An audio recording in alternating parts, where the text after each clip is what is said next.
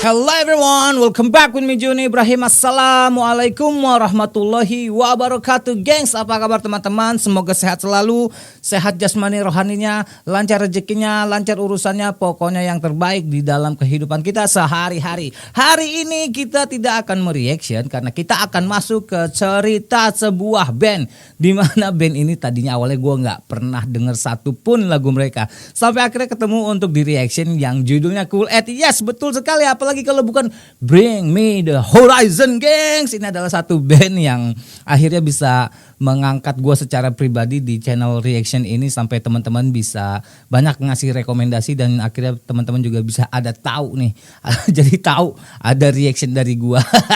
Oke, pokoknya thank you banget. Dan kita akan cerita tentang Bring Me The Horizon ini ya. Spoiler sedikit ya, karena ini adalah rangkuman dari sumber-sumber yang sudah gue kumpulkan. Jadi mungkin gak akan lengkap 100%. Jadi pasti mereka kalian juga udah pasti lebih tahu dari gue.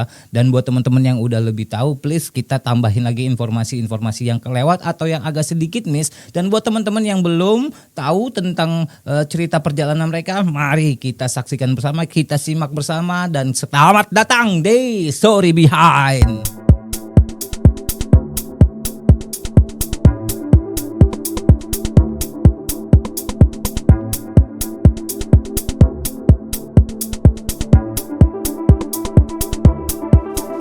Bring Me The Horizon resmi terbentuk pada Maret 2004 di Sheffield, Inggris ketika para anggotanya masih berusia 15 hingga 17 tahun.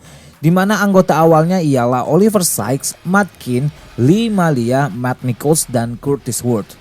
Nama mereka diambil dari dialog yang diucapkan oleh Captain Jack Sparrow dalam film Pirates of the Caribbean, The Curse of the Blackbird tahun 2003, di mana Jack Sparrow berkata, "Bring me the horizon." Anggota pendiri Bring Me The Horizon ini datang dari latar musik yang berbeda, gengs, antara metal dan rock. Matt Nichols dan Oliver Sykes sendiri memiliki minat yang sama dalam musik metalcore Amerika seperti Norma Jeans dan Sky Came Falling.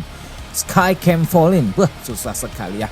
Dan mereka biasa menghadiri pertunjukan hardcore punk lokal di Sheffield, Inggris. Mereka kemudian bertemu dengan Lee Malia yang seringkali berbicara tentang band thrash metal dan melodic death metal seperti Metallica dan At The Gates. Malia juga pernah menjadi bagian dari band tribute Metallica sebelum akhirnya bergabung dengan Bring Me The Horizon. Dalam beberapa bulan setelah pembentukan band ini, Bring Me The Horizon membuat album demo berjudul Bedroom Session. Mereka merilis EP pertama mereka, This Is What The Edge Of Your Seat Was Made For, pada bulan September 2004. Melalui label lokal Inggris 30 Days of Night Records, Bring Me The Horizon sendiri adalah band pertama yang bergabung dengan label tersebut. Materi mereka itu direkam di Pristine Studio di Nottingham selama 2 akhir pekan. Dengan drum dan bass direkam pada pekan pertama dan gitar dan vokal diselesaikan di seminggu kemudian. Tidak lama berselang, label Inggris Visible Noise melirik band ini dan mengontrak mereka untuk kontrak 4 album sekaligus. Selain merilis ulang EP tersebut pada Januari 2005, perilisan ulang tersebut mendapatkan perhatian yang signifikan dari pendengar dan akhirnya dapat memuncak di nomor 41 pada tanggal lagu album Inggris. Kemudian band ini dianugerahi penghargaan sebagai band pendatang baru Inggris terbaik oleh majalah Kerrang Awards di 2006. Namun pada tahun 2009, Curtis Worth memutuskan untuk hengkang dari band ini dan kemudian posisinya digantikan oleh Jonah Weinhoven. Pada Oktober 2006, album debut Bring Me The Horizon yang berjudul Count Your Blessing dirilis di Britania Raya dan Agustus 2007 di Amerika Serikat. Mereka menyewa sebuah rumah di pedesaan untuk menciptakan lagu, tetapi merasa terganggu. Mereka akhirnya memilih merekamnya di pusat kota Birmingham, suatu proses yang terkenal nilai buruknya karena kebiasaan mereka minum minuman keras yang berlebihan. Selama periode ini, sang drummer Nichols merangkum kejadian tersebut dan berkata, "Kami keluar setiap malam hanya menjadi bocah biasa yang berusia 18 tahun.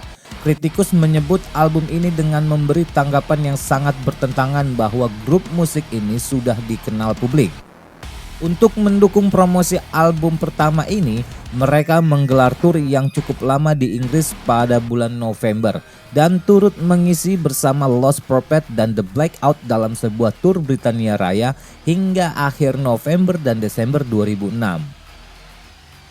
Pada Januari 2007, Bring Me The Horizon mampu mengubah pandangan mereka di luar Britania Raya kala menggantikan band Bury Your Dead dalam konser Killswitch Engage di Eropa.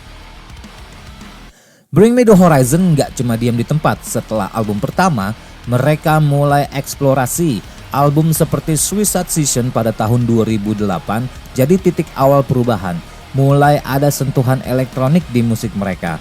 Terus makin kesini album kayak There Is A Hell dan Sempiternal benar-benar bikin orang melongo. Mereka gabungin metalcore, post-hardcore, sampai rock alternatif. Tapi gak semua penggemar awal mereka senang. Bahkan banyak yang bilang kalau Bring Me The Horizon udah gak kayak dulu. Tapi buat Bring Me The Horizon sendiri mereka gak peduli. Bagi mereka ini soal tetap relevan dan gak takut untuk berkembang. Musik mereka bergeser ke arah rock elektronik, metal alternatif, dan rock alternatif.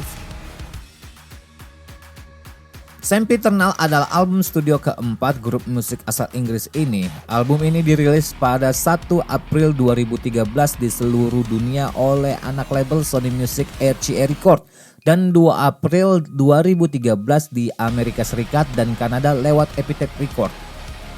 Album ini adalah album pertama Bring Me The Horizon bersama mantan keyboardist Worship Jordan Fish dan diyakini merupakan album terakhir bersama gitaris Jonah Weinhoven. Namun keterlibatan Weinhoven telah menuai banyak kontroversi. Ditulis dan direkam pada tahun 2012, Sempiternal banyak menggunakan pengaruh musik elektronik, musik ambience dan juga pop. Nama album ini berasal dari kata bahasa Inggris arkais yang bermakna sebuah konsep keabadian yang takkan pernah mungkin terjadi. Album ini menelurkan 4 single, Shadow Moses, Sleepwalking, Go to Hell for Heaven's Sake, dan Can You Feel My Heart. Album ini mencapai debutnya di posisi ketiga di UK Album Chart dan merupakan album kedua yang sukses memuncaki area chart di Australia. Album ini berada pada posisi ke-11 Billboard 200, membuat sebagai album dengan tangga album tertinggi di Amerika sampai akhirnya That's the Spirit di posisi kedua menggantikannya di tahun 2015. Begitu dirilis, album ini langsung mendapat pujian kritis. Pada 2011, Bring Me The Horizon telah menyelesaikan tur promosi album There Is A Hell, Believe It, I've Seen It, There Is A Heaven, Let's Keep A Secret. Setelah itu mereka merencanakan sebuah EP yang berisi remix elektronik album tersebut dan ditargetkan rilis pada 2012. Namun terkait urusan dengan label Vision Noise, perilisannya batal. Begitu Juli mereka mengumumkan akan merilis album baru di RCA Records. Hadirnya RCA Records memberikan dukungan penuh bagi Bring Me The Horizon sejak pertama kali penandatanganan kontrak. Label ini menganggap bahwa kontrak tersebut sama pentingnya seperti kontrak Metallica. Pada tahun 2012, band ini memilih untuk berhenti konser dan tampil di media agar bisa fokus ke penggarapan album. Band ini mengumumkan bahwa mulai September 2012 mereka masuk studio untuk menjalani tahap praproduksi. Oliver Sykes sendiri dalam wawancaranya bersama The Guardian menyatakan bahwa album ini mayoritas direkam pada laptopnya. Sang vokalis mengungkapkan di kerang bahwa keyboardist Jordan Fish dari Worship turut menggarap album Bring Me The Horizon, memberi kontribusi elektroniknya di studio. Perannya terus berkembang dalam album tersebut dan ia perlahan-lahan terus meningkatkan perannya. Ia menjadi sosok yang esensial dalam kerangka kerja album dan menjadi salah satu pemimpin komposisi. Oli Sykes sendiri berkata bagaimana ia bersama Jordan Fish dan Limalia menggarap album berbulan-bulan di rumahnya. Pada mulanya Jordan Fish belum pernah diumumkan sebagai anggota resmi, tetapi hanya sebagai anggota tur tambahan untuk mendukung perilisan Sempiternal. Namun pada awal 2013, majalah Rock Sound mengonfirmasi bahwa Jordan Fish sudah keluar dari Worship dan resmi bergabung dengan Bring Me The Horizon sebagai personil baru. Sykes menjelaskan bahwa lagu di album There Is A Hell bertemakan perilaku seperti melampiaskan depresi, sementara Sempiternal sendiri berisi pembelajaran bagaimana mawas diri dari stres. Di luar positivitas album, wawancara bersama majalah Kerrang, Oli Sykes berkata bahwa lagu yang ditulis merujuk pada suatu masalah yang secara kohensif disatukan dalam tema track.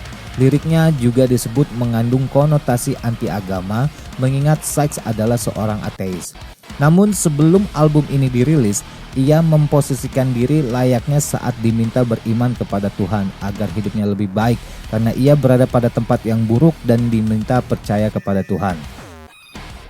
Gitaris Jonah Weinhoven keluar dari Bring Me The Horizon pada 2013 karena memiliki perselisihan dengan band. Jonah Weinhoven mengaku ingin meninggalkan band dan kembali pulang ke Australia. Dia juga menuliskan kalau saat itu sedang ada ketegangan dalam band. Setelah banyak berpikir, saya memutuskan untuk meninggalkan posisi saya saat ini sebagai gitaris Bring Me The Horizon. Tensi band ini sangat panas dengan banyaknya perbedaan pendapat antara saya dan anggota tertentu yang gak akan saya sebutkan namanya. Begitu keluar, Weinhoven mengklaim bahwa ia turut menulis dan merekam banyak riff untuk album Sempiternal dan bahkan ia juga mengklaim bahwa ia ikut andil dalam menulis liriknya. Pada Februari 2013, Oliver Sykes mencuit di Twitter untuk membantah pernyataan tersebut. Aku meminta kepada penggemar kami agar tidak percaya dengan komentar atau jawaban yang diberikan oleh Jonah Weinhoven terkait album kami Sempiternal. Ia sama sekali tidak menulis riff final atau musik yang didengar pada rekaman. Tidak ada keterlibatannya dalam menulis lirik maupun makna lirik yang diungkapkan olehnya. Soal penghargaan, mereka udah gak main-main lagi nih gengs. Bring Me The Horizon udah ngantongin beberapa penghargaan prestisius. Antara lain adalah dari Kerrang Award di tahun 2006 dan 2014, NMA Award di tahun 2016, Alternative Press Music Award di tahun 2017, dan masih banyak lainnya. Oke, yang namanya band pasti adalah sedikit drama-dramanya, entah itu tentang personil satu sama lain, entah itu dengan kontrak, manajemen atau apapun. Seperti yang kita tahu tentang Bring Me The Horizon, di mana saat Jonah Weinhoven ini mengundurkan diri, itu triggernya adalah karena sebuah tensi yang panas antar personil. Kita nggak tahu dia berantemnya sama siapa, sampai hari ini pun beritanya masih simpang siur. Tetapi kalau misalnya kalian tahu, please kasih aja itu informasinya ya. Tetapi yang paling penting adalah setelah kehilangan Jonah, Bring Me The Horizon justru mendapatkan sesuatu yang lebih bagus, yaitu Jordan Fish. Dengan kedatangan Jordan Fish ini kita bisa tahu bahwa akhirnya relevansi musikalitas dari Bring Me The Horizon itu semakin meluas. Ya mungkin banyak yang bilang enggak deadcore lagi, enggak galak lagi, tetapi it's okay banget, karena yang namanya perubahan itu amat sangat wajib dilakukan untuk setiap band. Dan ini adalah fakta konkret, kedatangan Jordan Fish itu memberikan pengaruh yang sangat besar untuk musikalitas Bring Me The Horizon.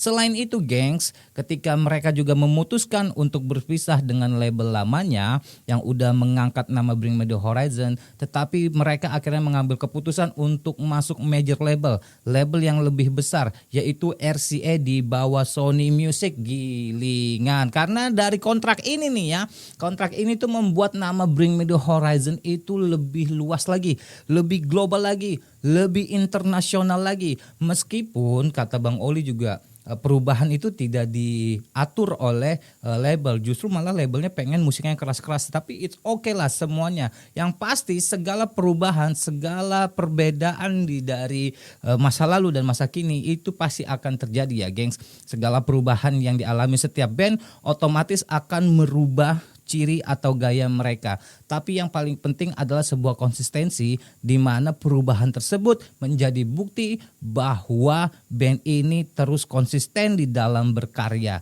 Dan yang pastinya membuat nama Bring Me The Horizon semakin dikenal di kancah internasional. Perjalanan mereka tuh nggak selalu lancar, banyak banget drama, mulai dari kritik soal perubahan musik sampai masalah internal anggota band. Oli Sykes misalnya pernah buka-bukaan soal perjuangannya melawan kecanduan dan masalah kesehatan mental. Tapi yang bikin mereka keren adalah mereka selalu berhasil bangkit. Lagu-lagu mereka bahkan jadi semacam refleksi perjalanan hidup mereka sendiri, dari yang penuh amarah sampai yang penuh harapan. Berbeda dengan Jonah, Jordan Fish hengkang dari Bring Me The Horizon dengan cara yang baik tanpa kontroversial apapun pada Desember 2023 lalu. Ia meninggalkan kesan yang baik terkait hubungannya dengan Bring Me The Horizon. Meskipun kepergiannya berhasil mengejutkan para penggemar, pasalnya secara tiba-tiba ia mengungkapkan telah keluar dari band yang membesarkan namanya itu. Kabar tersebut disampaikan melalui akun Twitternya. Walaupun memutuskan untuk hengkang, tetapi Jordan Fish mengaku bangga telah berkarya bersama Bring Me The Horizon selama 11 tahun terakhir. Saya bersyukur atas 11 tahun saya bersama band ini dan sangat bangga dengan semua yang telah kami capai bersama, tulis Jordan Fish pada unggahan akun Twitternya. Jordan Fish mengaku dirinya sangat menantikan karya terbaru dari Bring Me The Horizon, meski ia sudah tidak tergabung lagi di dalam band asal Inggris itu. Tentu saja, hal ini membuktikan jika hengkangnya Jordan Fish dari Bring Me The Horizon secara baik-baik. Sementara itu, Jordan Fish mengaku tetap akan berkarir di dunia hiburan meski tidak lagi bersama Oliver Sykes dan kawan-kawan. Saya menantikan apa yang mereka lakukan selanjutnya dan berharap mereka sukses di masa depan. Saya bersemangat untuk memulai bab berikutnya dalam karir saya, tuturnya melalui akun Twitter. Bring Me The Horizon sendiri melalui akun Instagramnya menyampaikan keluarnya Jordan Fish dari grup band tersebut. Mereka mengucapkan rasa terima kasihnya atas kerja keras Jordan Fish selama ini. Bring Me The Horizon memutuskan berpisah dengan Jordan Fish. Kami ingin berterima kasih padanya atas perjalanan musikal yang ia lalui bersama kami dan bersamanya keberuntungan dalam segala hal di masa depan.